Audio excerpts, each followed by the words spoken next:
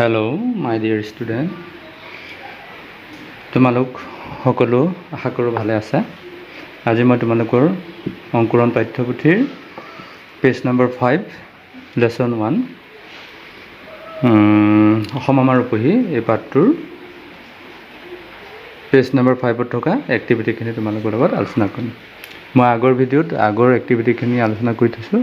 তোমালোকে মোৰ চেনেলত গৈ সেই ভিডিঅ'সমূহ চাই ল'ব পাৰিবা আৰু লগতে অসম আমাৰ ৰূপহী এই গীতটো কি ধৰণে আমি সুৰ দি গাব লাগে তাকো মই ভিডিঅ' আকাৰে তোমালোকক শিকাবলৈ যত্ন কৰিছিলোঁ। সেই ভিডিঅ'টো তোমালোকে চাই ল'লে উপকৃত হ'ব পাৰিবা। এতিয়া বলাচোন আমি আজিৰ পাঠটো আৰম্ভ কৰোঁ। এতিয়া পোনপ্ৰথমতে আছে তলৰ শব্দবোৰৰ বিপৰীত অৰ্থ প্ৰকাশক শব্দবোৰ গীতটিত আছে তাৰ পৰা বিচাৰি উলিয়াই লিখা। বিপৰীত শব্দ অৰ্থ গীতটিত আমাৰ উল্লেখ আছে, সেইখিনিৰ পৰা আমি ইয়াতে বিপৰীত শব্দ অৰ্থখিনি লিখিব লাগে। যেনে উদাহৰণ হিচাপে এটা দিয়া হৈ আছে আৰম্ভণি শেষ। আৰম্ভণি বিপৰীতটো শেষ। এতিয়া আমি পিছৰখিনিহঁত আমি কৰিব লাগে। বিচ্ছেদ বিচ্ছেদ মানে হ'ল বেলেগ হোৱা, পৃথক হোৱা। এতিয়া তাৰ বিপৰীতটো হ'লে মিলন হ'ব। মিলনৰে এইটো মিলন সেতু গঢ়ে, হয়নে?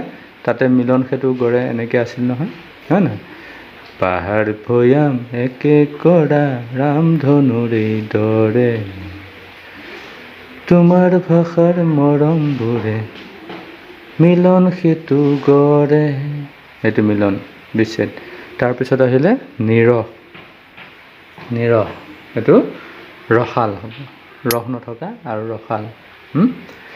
ক'ত পাওঁ এনে মধুৰ ৰূপৰ সমাবেশ। এনেকুৱা তাতে কি আছিলে কবিতাটোত সেই বস্তুখিনি উল্লেখ আছে। মই তোমালোকক গায়ো শুনাইছোঁ কি ধৰণে আবৃত্তি কৰিব লাগে। গীতটি তোমালোকে চাই ল'বা। আৰু নিৰস এইটো ৰসাল হ'ব। কুৰূপা ৰূপহী। কুৰূপা দেখিবলৈ বেয়া, ৰূপহী দেখিবলৈ ধুনীয়া, ৰূপ থকা। ঠেক বহল, ঠেকটো বহল। লোহিতৰে বহল পাৰ প্ৰণিপাত কৰোঁ, এইটো বহল। অনাদৰ আদৰ। দিৱস ৰাতি, দিৱস ৰাতি। তাৰপিছত পশ্চিম পূৰ্ব, পূৰ্ব ন, পশ্চিম পূৰ্ব আছিলে, আমি পূব লিখিলেও হ'ব। এতিয়া এইখিনি মই বহীতে লিখি থৈছিলোঁ, চোৱা তোমালোকে এইখিনি তোমালোকে বহি উলিয়াই লৈ টুকি ল'বা, যাতে তোমালোকৰ কি হয় শিকিবলৈ সুবিধা হয়। এয়া আৰম্ভণি শেষ, বিচ্ছেদ মিলন, নিৰস ৰসাল, কুৰূপা ৰূপহী, তাৰপিছত ঠেক ঠেক বহল, অনাদৰ আদৰ, দিৱস ৰাতি, পশ্চিম পূৰ্ব বা পূব, পশ্চিম পূৰ্ব বা পূব। এই ধৰণে তোমালোকে কি কৰি ল'বা, লিখি ল'বা বহি।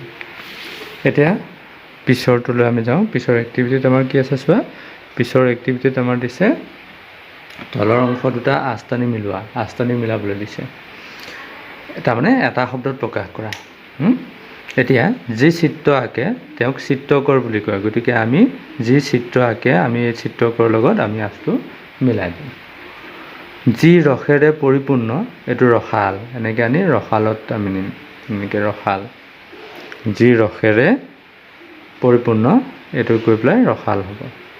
যি সোণৰ নিচিনা বৰণৰ, গতিকে এইটো সোণালী। এই সোণালী ফালে আছে এনেকৈ। যি সোণৰ নিচিনা বৰণৰ, সোণালী। যি গীত লিখে, গীতিকাৰ। যোনে গীত লিখে তেওঁক গীতিকাৰ বুলি কয়। যোনে কবিতা লিখে তেওঁক কবি কয়। যোনে সাহিত্য চৰ্চা কৰে তেওঁক সাহিত্যিক কয়, নহয় জানো? গতিকে আমি ইয়াত চাৰিটা দিয়া আছে। চাৰিটাৰ যি চিত্ৰ আঁকে চিত্ৰকৰ, যি ৰসেৰে পৰিপূৰ্ণ ৰসাল, যি সোণৰ নিচিনা বৰণৰ সোণালী, যি গীত লিখে গীতিকাৰ। এতিয়া আমি পিছৰ প্ৰশ্নটোলৈ যাওঁ। পিছৰ প্ৰশ্নটোত আমাৰ বাক্য ৰচনা দিয়া আছে। আমি বাক্য ৰচনাখিনি আমি বেলেগ এখন বহীত লিখিছোঁ, তোমালোকক সেইখিনি আলোচনা কৰিম। এতিয়া শব্দকেইটা কি দিছে চোৱা, অলেখ। অলেখ মানে বহুত, অলেখ। আদৰ, মৰম, চেনেহ এইবিলাক। পৰিৱেশ, পৰিৱেশ আমাৰ চৌপাশৰ অৱস্থা ন, পৰিৱেশ। সমাৱেশ মানে একলগ হোৱা, গোট খোৱা। বিনন্দীয়া মানে খুব ধুনীয়া। এতিয়া বোলাচোন আমি লিখি থোৱাখিনি চাওঁ। এতিয়া ইয়াতে আমি বাক্য ৰচনাকেইটা কৰি থৈছিলোঁ, এইখিনি তোমালোকে চোৱা আৰু তোমালোকৰ বহীত টুকি ল'বা। এতিয়া কি দিছে, বাক্য সাজা অলেখ। এতিয়া অলেখটো মই লিখিছিলোঁ, আকাশত অলেখ তৰাই তিৰবিৰাই থাকে। এইটো তিৰবিৰাই বানানটোৰ দন্ত্য তৎ হস্ৰইকাৰে তি ৰ, বদ হস্ৰইকাৰে বি, ৰ তা আকাৰে ৰা হস্ৰই। এইটো ব দেই, এইটো ব, এইটো ৰ। তিৰবিৰাই থাকে। তাৰ পিছৰটো হ'ল আদৰ, নহয় জানো? আদৰটো আমি কি লিখিছোঁ, ডাঙৰে সৰুক আদৰ যত্ন কৰিব লাগে। ডাঙৰে সৰুক আদৰ যত্ন কৰিব লাগে। তোমালোকে বেলেগ ধৰণেও লিখিব পাৰিবা, কিন্তু মই সহজ কৰি তোমালোকক লিখি দিবলৈ যত্ন কৰিছোঁ, আৰু সেইধৰণে তোমালোকে মুখস্থ কৰিলে সুবিধা হ'ব। তাৰপিছত আছে পৰিৱেশ। পৰিৱেশ, আমাৰ গাঁৱৰ পৰিৱেশ মনোমোহা। আমাৰ গাঁৱৰ পৰিৱেশ মনোমোহা। তাৰপিছত আহিলে সমাৱেশ। সমাৱেশ, মেলাত অগণন মানুহৰ সমাৱেশ হয়। অগণন মানুহৰ সমাৱেশ হয় মেলাত। তাৰপিছত আহিলে বিনন্দীয়া। বহাগ মাহত প্ৰকৃতিৰ সৌন্দৰ্য বিনন্দীয়া হয়। বিনন্দীয়া হয়, বিনন্দীয়াৰ তলত তোমালোকে আঁচ দিবা। এইটো পৈৰপ্ৰ দেই, পৈৰপ্ৰ, প্ৰকৃতিৰ সৌন্দৰ্য বিনন্দীয়া হয়। এইধৰণে আমি এই 5 নম্বৰৰ পেজত থকা প্ৰশ্নখিনি আলোচনা কৰিলোঁ। পৰৱৰ্তী সময়ত পৰৱৰ্তী প্ৰশ্নখিনি আলোচনা কৰিম। মোৰ চেনেলটোত যদি তোমালোকে প্ৰথম আহিছা, তেতিয়াহ'লে চেনেলটো ছাবস্ক্ৰাইব কৰি ল'বা, এনেধৰণৰ ভিডিঅ'সমূহ পাই থাকিবৰ কাৰণে। আৰু লগতে লগ বন্ধুৰ লগত শ্বেয়াৰ কৰিব নাপাহৰিবা, আৰু লাইক কমেণ্ট কৰি মোক আগুৱাই যোৱাৰ বাবে উৎসাহ উদ্দীপনা যোগাবা বুলি কামনা কৰি আজিৰ ভিডিঅ'টি ইমানতে সামৰণি মাৰিলোঁ। ধন্যবাদ।